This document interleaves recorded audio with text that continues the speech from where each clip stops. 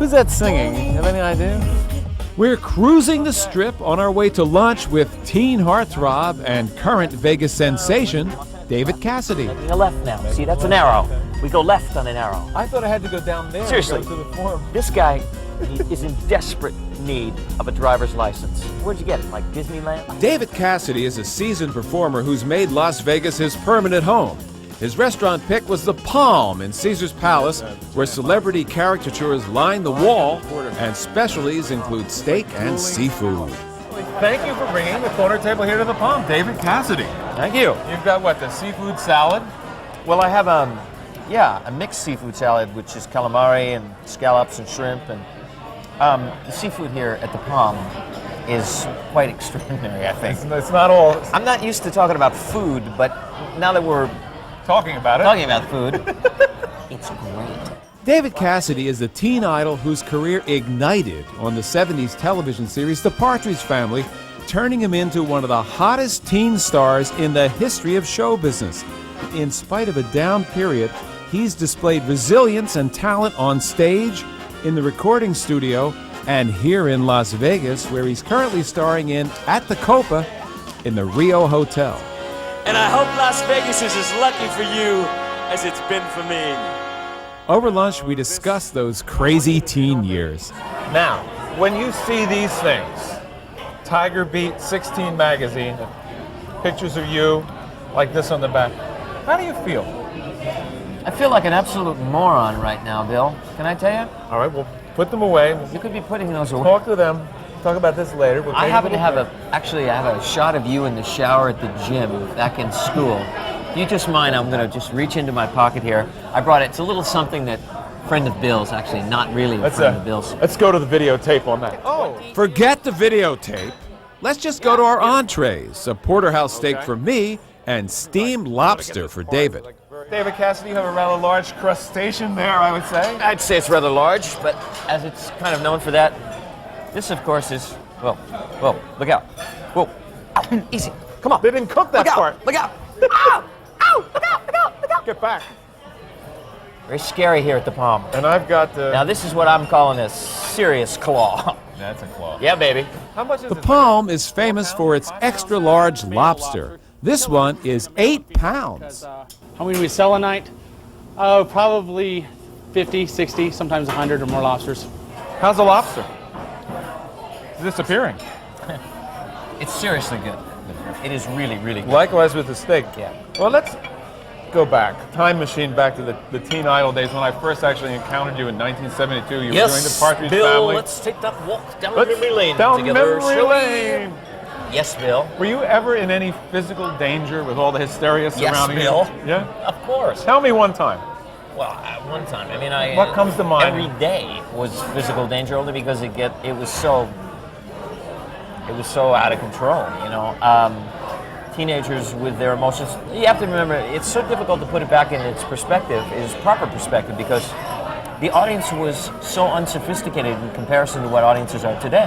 That is a very interesting point. Well, it's absolutely true. Just wild mania innocence. Well, no one could actually believe, I guess, that I was real. But those same crazy fans from then are a wonderful fan base today. Yeah. If you really look at the people who are out there supporting you. Have you saved any of those costumes? You have them? In fact, Bill, I have them with me right now. Can I? I got it here. I have to get it out. I know it's painful, but I think it's here. Yes, this is it. Where is this costume? I have that costume. That was the very first costume I think that was made for me. You sure it's not knitted? No, it's not knitted. Okay? Yeah. Okay. We're talking stretch polyester So there, baby. now, what's the? Will there be a museum, or are these just going to stay in the closet for a while? They stay in the closet, so to speak, Bill.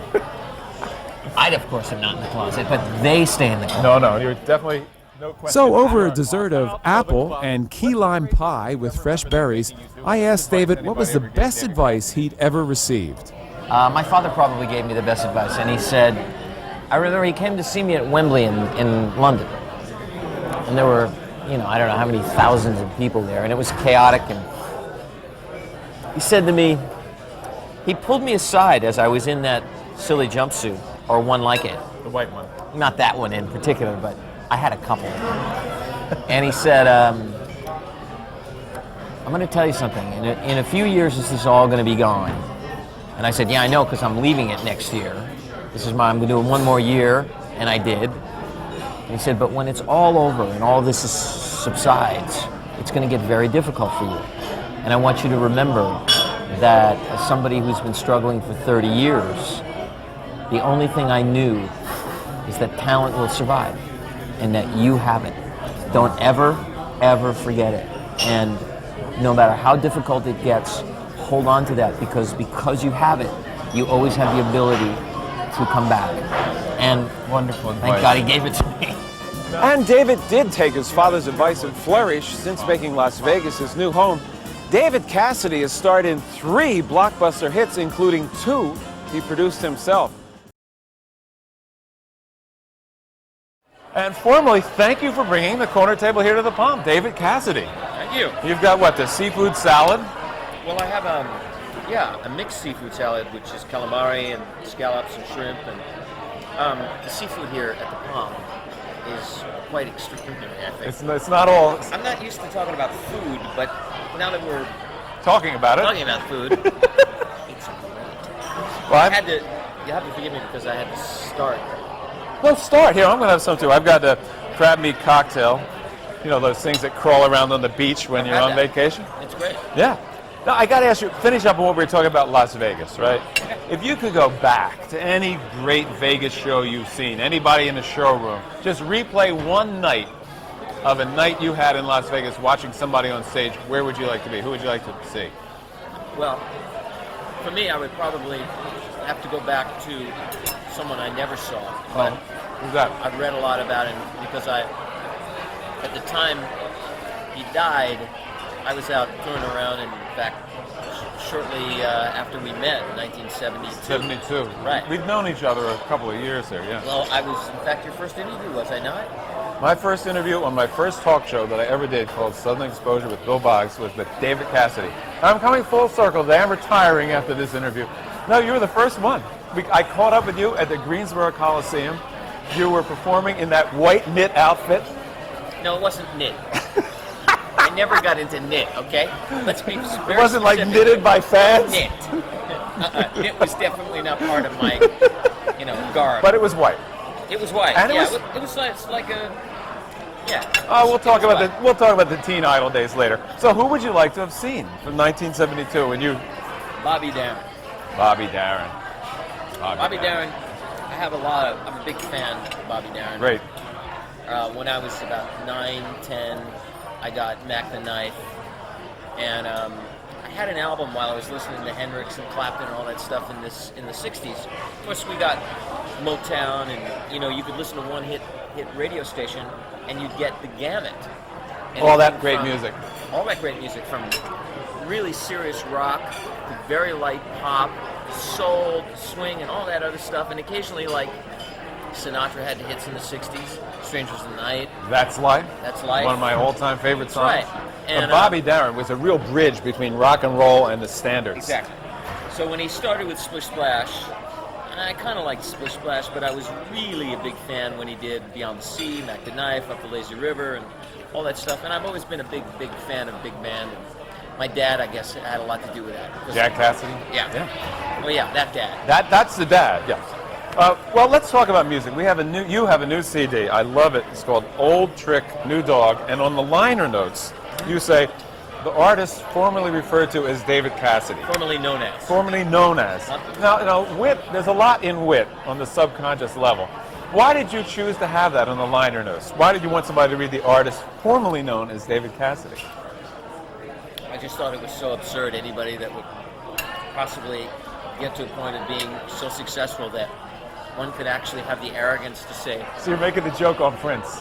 well, I love Prince, but I gotta ask him, like, what are you thinking? He's that symbol guy. Yeah, he's the artist with the symbol. So it's a joke on Prince, and it's nothing to do with you No. trying to deny your past or anything like that. No, not at all. No, because you got great fans. Well, what? Yeah, what I also redid three? 3 old songs. I Think I Love You, I Woke Up in Love This Morning, I can feel your heartbeat. So for me, it has nothing to do with that. To be honest with you, Bill, I was in the middle of doing 10 shows a week at the MGM Grand At FX, yeah. for 2.5 years. I was recording in the daytime. I was doing 2 shows a night over there, and on my day off, I was flying to Los Angeles where I was producing a television series. So It's like I the was a old little- days.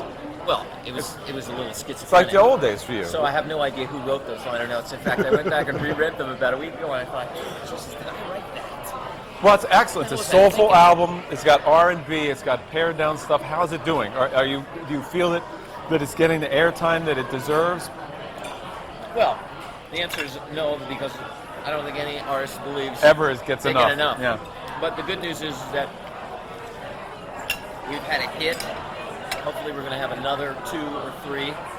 And critically, I think it's been as well received as anything I've ever done. Very, very good reviews. Yeah, I'm really happy with it. I mean, the fact that a lot of my old fans and stuff have bought it, and also a lot of people that never thought, I think, that I was capable of making a record like that. And I still call them records, as you still do. Yeah, but we're It's- supposed you to don't call go them out- CDs. I Well, know. no, but actually, you're not.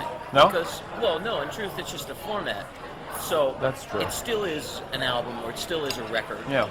And we still call it the record business. The music business. I don't Music call- business is tough business. Yeah, it's really tough. Really? Really, really Is tough it now, business. Bill? No, I'm me not about the even in music it. business, Bill. I'm not even in it.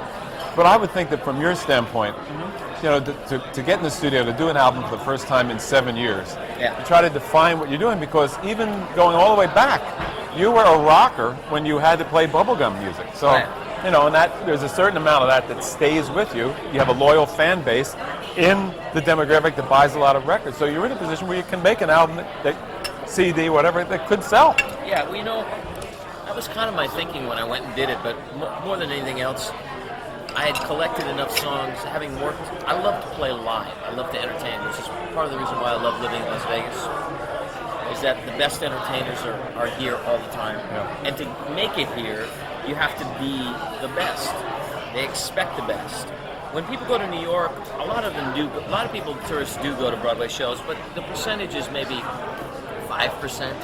People come here. They go to The shows, number yeah. one reason they come to Las Vegas is not gambling, it's entertainment. The number 2 reason is shopping. Gambling's the 3rd reason why people come here now, because the entertainment's just so amazing. A couple of things. You live here now. You ever tempted to really get into gambling, or is it just something that other people are doing that you just kind of pass them as they're doing it? Hang on, let me see. You got that Keno thing for me?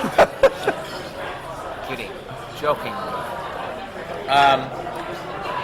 I'm not somebody, I have no problem with it. I have gone out and played a little bit, but What's your favorite game when you like to go out and play? See if I can. Baccarat. The big high rollers. That's what they always do. Me, I'm still pulling the slot machine. Putting the 50 cents in the slot machine. for me, there's no entertainment in pushing a button. Yeah. There is a sense. I mean, it's all a game of chance. And when you view it like that, I've just never been anybody who was that serious about things. I actually like video poker. But You do? Yeah. Well, I understand it's a very addictive pastime. I haven't. I broke away for lunch, so that's the best I can say. Tell me a little bit about what it was like doing FX. I mean, you started the biggest grossing Vegas show for 2 years, 2 shows a night, tremendously physically taxing. Yeah. But take us behind the scenes. What's the craziest thing that happened Well, during the course of that big production? Did you notice? Did you notice the way I was limping coming in here? Yes, I noticed you're wearing like a boot on your foot, and I know you've had a serious foot operation, nerve removed from your foot. Right. Don't tell me that has something to do with FX for 2 years. Well, it's a steel stage in order to support those gigantic sets. A steel stage. Steel, like cement, Jesus. because it doesn't give. And when you're on it, pounding on it night after night after night, show after show, I did almost 1,000 shows.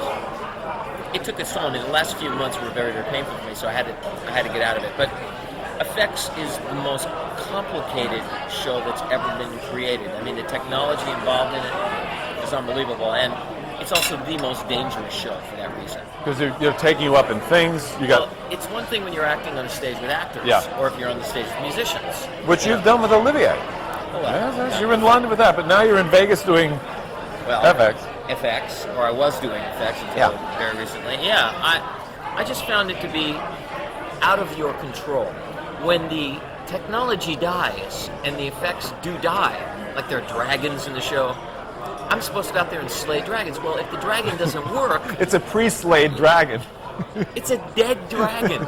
So I'm out there I'm talking about a week, 10 shows, slaying a dead dragon. Feeling like an absolute moron. You know, but you gotta do it. You gotta kill the dragon. The show must go on. And I started, of course, riffing on the dragon because the dragon was dead. And it was, lifeless, standing there. It wasn't moving, it wasn't breathing fire at me. So as this dead dragon, I was, playing possum on me, huh? Let's go back a little bit. Look at some of the teen groups that are really in there now, like NSYNC, Backstreet Boys, Hanson. What kind of advice do you want to give to them about longevity? Because you're a man who's had a tremendous resilient career. You're still here 30 years later. Well, what do you want to say to those guys about sticking around for a while? If you're in this business, you have to assume that people have talent.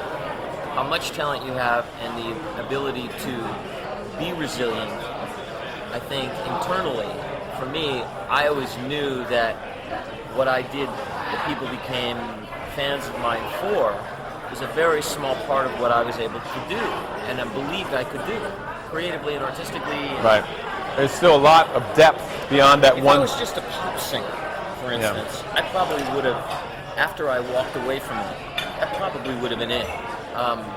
A lot of it comes from the fact as an actor and as a producer and as a writer, I've been able to take and find the opportunities and create the opportunities for myself.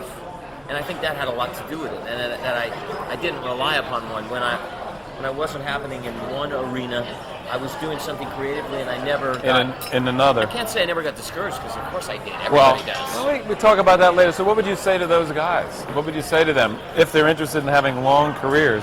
What's a word of advice to Hanson from David Cassidy? Learn to surf. Learn to surf?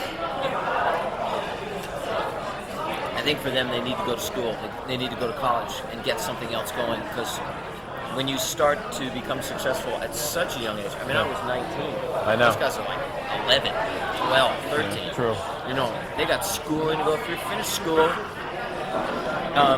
get a good education, decide what it is, in fact, that you want to do, and if you're really good, let it all blow over, and then recreate yourself if there is something else to recreate. If you have a real gift and a real talent, that will always survive. The talent does survive. Whether or not the fad or the thing, people mostly ask me this question about Leo DiCaprio because of, I guess, the similarities from film and television and popularity and all that mania. The mania surrounding him, sure. And I think that when you do something that has such an enormous impact on generation, as me with the Partridge Family and with what he's done now with Titanic, we forget, though, that he's been on a television show. He was on a television series for a number of years. That was a kind of a kid's show, a family show. He's a very good actor, and you have to just, trust your instinct is the basic advice, which is don't allow the agents and managers and lawyers and people that are influencing you to influence you to such a degree to where you're not able to do the work that you know and believe in your heart is the work you want to do that's going to stimulate you, that you can be your best. Well put. Absolutely. Very well put. Well, I want to take a break. We'll take a break, but first, when we come back, I want you to tell me now, when you see these things, Tiger Beat 16 magazine, pictures of you like this on the back, how do you feel? I feel like an absolute moron right now, Bill. Can I tell you? All right, we'll put them away. We'll You could be putting those away. talk to them. We'll talk about this later. We'll take a little break. Actually, I have a shot of you in the shower at the gym back in school. You just mind, I'm going to just reach into my pocket here. I brought it. It's a little something that a friend of Bill's, actually, not really a friend of Bill's. Let's go to the videotape on that. We'll be back right after this. We're at the Palm in Las Vegas. David Cassidy, you have a rather large crustacean there, I would say. I'd say it's rather large, but as it's kind of known for that, This, of course, is. Whoa, whoa, look out. Whoa. Easy. Come on. They didn't cook that part. Look out. Ow. Get back. Very scary here at the prom. And I've got the. Now, this is what I'm calling a serious claw. That's a claw. Yeah, baby. How much is this? Like a 4-pounder, 5-pounder? It's, I asked for 3, but it looks like it's probably I think they, 4. knowing you're David Cassidy and the fact that you brought us here. Well, I've got the 302-pound steak. In fact, that is a... Goodbye. Oh. Yeah, beautiful. So, the television magic. It's been shelled. Oh, they gave me the... See, this is a little smaller and a little more manageable here. Do you eat beef at all? I don't. Because you have a pretty healthy diet. Well, I don't eat any red meat. I haven't eaten red meat for about 25 years. I had my gallbladder out when I was 21, and from that time on, really, I just stopped. I just Totally. couldn't handle it. Well, you look like you're in tremendous shape, so something's obviously Pretty working. good shape, you know. Yeah. I'm an old guy. I'm doing all right. Indeed. Well, let's go back, time machine back to the Teen Idol days when I first actually encountered you in 1972. You were doing the Partridge Bill, Family. let's take that walk down Let's memory lane. down together. memory lane. Yes, Bill. Were you ever in any physical danger with all the hysteria surrounding Bill. you? Yeah. Of course. Tell me one time. Well, at one time. I mean, What comes to mind? Every day was physical danger, only because it was so out of control. You know, teenagers with their emotions. You have to remember, it's so difficult to put it back in its perspective, its proper perspective, because the audience was so unsophisticated in comparison to what audiences are today. That is a very interesting point. Well, it's absolutely just wild mania innocence. Well, no one could actually believe, I guess, that I was real. Yeah. That I could actually, be there. Appear in person. public. Because remember, this is before video. Yeah. This is where anybody had a VCR, and if you weren't in front of the television set at 8:30 on a Friday night, you missed it. And apparently, what I've heard from Generation people or two, that they religiously sat there To watch and the waited part? to watch the show. So when you appeared on weekends doing a very intense schedule, and when I first encountered you in Greensboro at the Coliseum, it was mania. Did you ever get pressed against the wall? Did you ever think, this is it? I'm going to get my back broken. They're crushing me. I'm finished. Goodbye. Many of those thoughts went through my head, but more of it was we were more concerned with them because they were out of control, and I had to bring a lot of security with me, not just for me but for them. In the end, when I was doing the stadiums, it got so out of control that I later talked to John Lennon about this, and the reason they stopped, the Beatles stopped touring. It became such an ordeal just to get in and out of a building, to get in and out of a town, that it just turned into chaos. With police escorts and going through backs, and you have to hide everything, and you have to screen all the people that come into your room. It just turned. So into Lennon and you had a real we became partnership in terms of what you certainly had, we had certainly had a experienced. lot in common in terms of the experience, and I think that was one of the things. I mean, for me, musically, I was 13 when those guys broke, so Right. they had an enormous influence on me, as they did on many people on the planet. Well, lots of people. I got to know him quite well, and I guess sharing that experience probably was a good conduit, But those same crazy fans from then are a wonderful fan base today. If you really look at the people who are out there supporting you. Have you saved any of those costumes? You have them? In fact, Bill, I have them with me right now. Can I? I got it here. I have to get it out. I know it's painful, but I think it's here. Yes, this is it. Where is this costume? I have that costume. That was the very first costume, I think, that was made for me. You sure it's not knitted? No, it's not knitted. Okay? Yeah, okay. We're talking stretch polyester. So now, what's will there be a museum, or are these just going to stay in the closet for a while? They stay in the closet, so to speak, Bill. I, of course, am not in the closet, but they stay in the closet. No, you're definitely, no question, Out you of are the closet. out of the closet. What's the craziest thing you ever remember them making you do in those days in terms of posing with things for these teen magazines? I spent every lunch hour either on the phone or both. On the phone with wherever I was going to speak to the local promoter or the television or the Right. radio station to talk about coming into their town. And then I would go and do photo sessions every single lunch hour. Photo sessions, posing with things. All over the world. I mean, we're talking thousands and thousands and thousands. And you're 21 years old. It's unbelievable. Yeah. Amazing. 19, 20, 21, 22, 23. Yeah. Now, well, let's leave the teen years behind.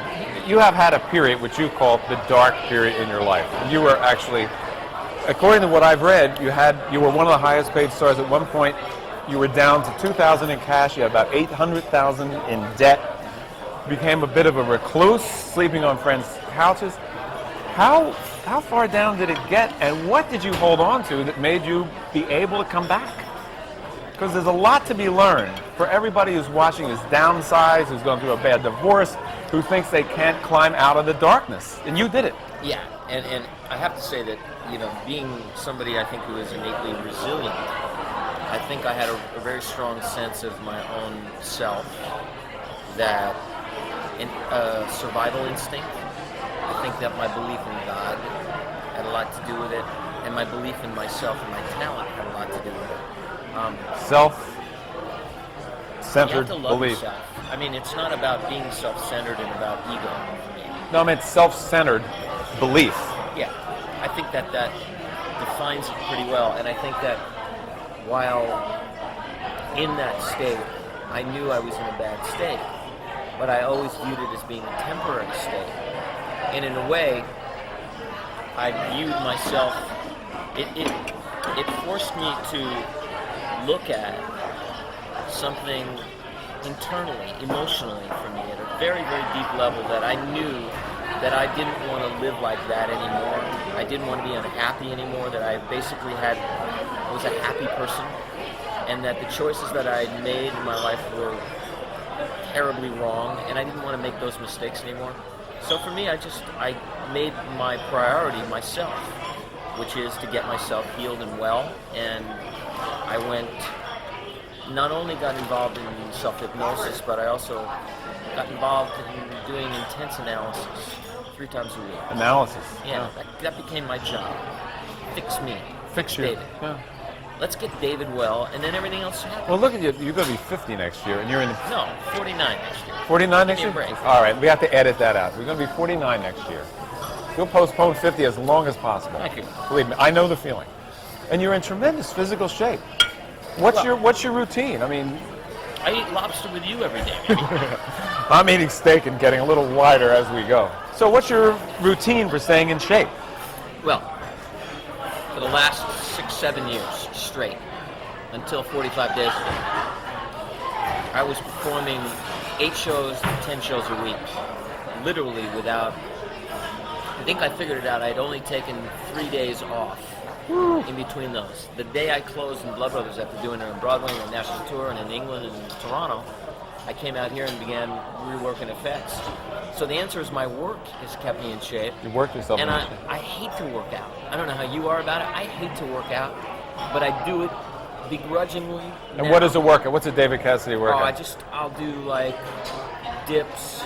I'll do some stomach work and mostly stretching work. Like yoga type stretching. That kind of thing. I have a Pilates machine, mostly stretching. Good. Yeah. Well, we're going to take a break. We have dessert coming up. I haven't finished. Do you think that I could take this home in a doggy bag? No, seriously, you're gonna need a suitcase for that. Well, the thing is, I have to get it through the airport. They'll think I have somebody's rib cage, in my suitcase. We'll take a break. We'll come back right after this.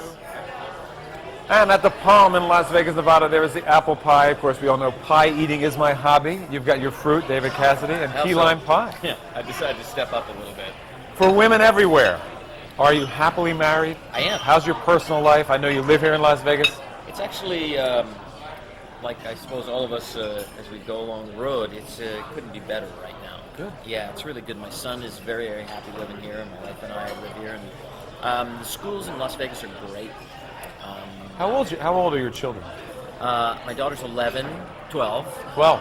And my son is 8. He just turned 8. And he lives with us, and he's into baseball. Big time. He's a big, huge Yankee fan, because I am, of course, and grown up in New York as a kid. You happy with the trade, the Roger Clemens trade? Well, I love David Wells, and to break up the chemistry, but Clemens is arguably the best pitcher in baseball. At this So, point. and, yeah, it has been. I mean, how many other guys out there have got 5 Cy Youngs? You know, not many. No. None, in fact. He's I mean, he's a great professional, and I hope that the chemistry isn't broken up. That's my concern about it, and I would have loved to have kept Homer Bush, because I thought he had a great potential, and as you can tell, I'm a big Yankee fan and a big baseball fan. You know your Yankees, for sure. I do, yeah.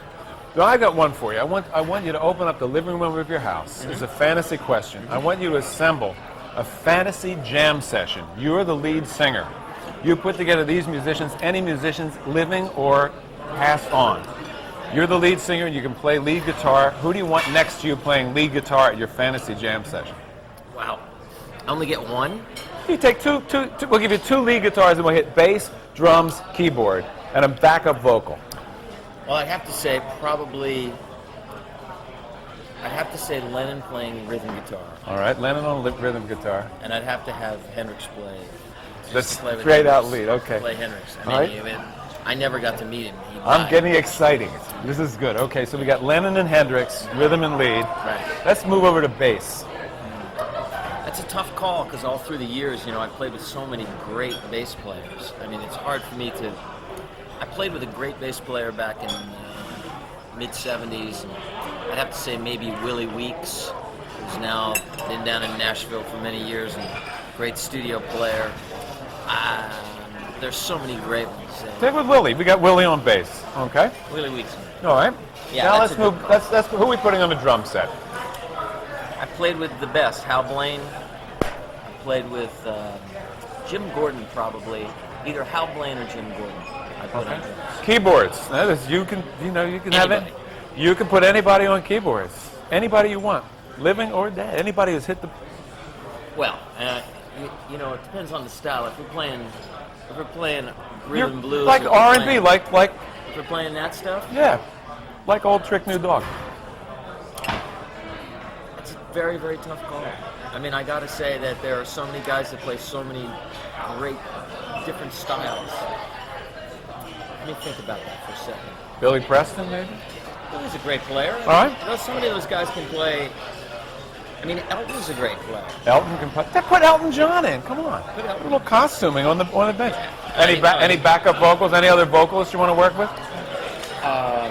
There are 1,000 of them that are no longer with us, and a ton of them that are still alive. I mean, I've been very lucky to be able to play and sing and perform with a lot of great ones. But, you know, Marvin Gaye, for me, is the greatest. Marvin Gaye. Sam Wow. Cooke, Marvin Gaye. Ooh. I love Ray Charles. I love Tony Bennett. But none of those guys are going to be singing background for me. So No, this is your fantasy thing in your living room. You made it happen. in my living room, that would be the jam session. That's the jam session. Yeah. What's the best advice anybody ever gave David Cassidy in his life? My father probably gave me the best advice, and he said, I remember he came to see me at Wembley in London, and there were, you know, I don't know how many thousands of people there, and it was chaotic. And he said to me, he pulled me aside as I was in that silly jumpsuit, or one like it. The white one. Not that one in particular, but I had a couple. And he said, I'm going to tell you something. In a few years, this is all going to be gone. And I said, yeah, I know, because I'm leaving it next year. I'm doing one more year, and I did. He said, but when it's all over and all this subsides, it's going to get very difficult for you. And I want you to remember that as somebody who's been struggling for 30 years, the only thing I knew is that talent will survive, and that you have it. Don't ever, ever forget it. And no matter how difficult it gets, hold on to that, because you have it, you always have the ability to come back. And Wonderful thank advice. God he gave it to me. Now, you had a terrible estrangement from your father. When your father tragically died, it changed your life. You wailed with grief. What do you say to somebody who's watching, who is estranged from a parent right now? The parent's alive. If that parent's alive, and I've given this advice to a number of other people, imagine today if you could no longer ever communicate with that person. Imagine if you no longer had the ability to communicate. Is it something, are your differences so great and so vast that you can't find a way to pick up the phone and say, no matter what happens, I want you to know that I love you and that I appreciate whatever you've done for me. And I can't, because we can't have a relationship, just to be able to say that. I wish I could have one 5-minute session with him just to say all the stuff, good and bad. Get it Would have loved out. to say it, and thank you for all the gifts I got. But because, I mean, I was 26 at the time he died, and we hadn't talked in 9 months, as a lot of friends of his didn't talk with him, you know? He was alcoholic, and he was really in a bad way, in a bad state of mind, as was I, in my own. And he had a lot of problems with my success. But I love him and revered him. I loved him when he was alive, and I felt, I think that because he left my mom and I when I was young, I always felt kind of abandoned. I was always afraid of him, that if I told him what I really felt, he would Get never even wanna say further it. away. Yeah, exactly. Now, David, if we could move forward 10 years, another decade of our lives have passed since we first met in 1972, right? It's 10 years hence. What do you want to be able to say about the 10 years of your life that's passed? You come back to this table, God willing, we're both healthy and well. Lobster's still good. If you could be anywhere in the world tonight, Yeah. with your wife, for a nice dinner, any place, anywhere, where would you like to be tonight for dinner? Beam you up, beam you down? Anyway, Anywhere in the world. I'd have to go tonight. Tonight, yeah. For dinner? For dinner, you don't have to work. You have nothing to do tomorrow. Where would you like to be for dinner tonight? I'd like to go to Miami Beach to Joe's Stone Crabs. And if you're down there and you're watching this and you have any opportunity to go, Give me a sentence describing David Cassidy. Really, when we first met in 1972, Partridge Family touring, and David Cassidy now at the end of the 90s. David Cassidy in 1972. Yeah, about David Cassidy then, and about David. Insane, crazed, and without much of a clue. 99, insane, crazed, and a little bit more of that clue. It takes time to become enlightened, for sure. Well, you know, I'm just still a student of human nature. And here we are. This has been really, really fun. I really enjoyed it. And a heck of a meal. I'll get the check. no, and me, I get to pick up the check. I want you, we close all our shows with a toast from the guests right to the viewers. Oh, good. So we do an iced tea toast. What would you like to say to them? I'll be singing in all the... What am I doing? You were singing. I was singing. Come to Las Vegas. Come and see me in Las Vegas. And if you get a chance, don't ever eat lunch with this guy. He never shuts up. That's true. But I didn't have any spinach in my teeth. Yeah, Thank bless you you. once again, David Thank you. Cassidy from the Palm in Las Vegas. Thanks for bringing us here. Terrific spot. Pretty good spot, huh? Yeah. Now, may I have one of those rather large strawberries? The fork is headed in that direction. Go ahead. Very